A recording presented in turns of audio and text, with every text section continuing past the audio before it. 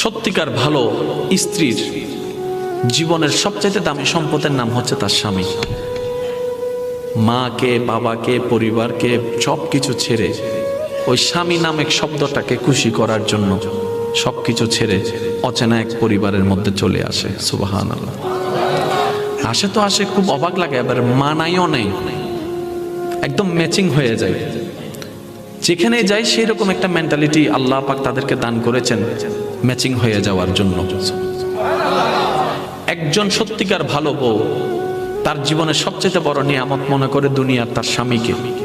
কারণ সবাই তার সাথে বেঈমানি করবে, আমার স্বামী কখনো আমার সাথে বেঈমানি করবে না। সবাই আমার হাত ছেড়ে দিবে, আমার স্বামী কখনো আমার হাত ছাড়বে না। এখানে যারা বিবাহিতরা আছেন, আমি ছোট্ট মানুষ হিসেবে শ্রদ্ধার সাথে একটা কথা বলি। এক ঘরের নিচে থাকলে, একই ছাদের নিচে থাকলে অনেক কিছুই হবে, মন মালিন্য, পক্ষে বিপক্ষে, পছন্দ অপছন্দ অনেক কিছুই হবে। এগুলাকে ফোকাস দিয়েন না, ডিভোর্সে যায়েন না। কারণ ডিভোর্স করে যেখানে যাবেন সেখানে যে মহাসুখ পাবেন এরকম কোনো গ্যারান্টি নাই। যেখানে আছেন থাকুন, আল্লাহর রহমতের আশা করুন। ডিভোর্স কখনো সমাধান হতে পারে না। স্বামীর কাজ হচ্ছে স্ত্রীদেরকে মায়া প্রদর্শন করা, মহাব্বত প্রদর্শন করা, কেয়ারিং পছন্দ করা, কেয়ারিং প্রদর্শন করা।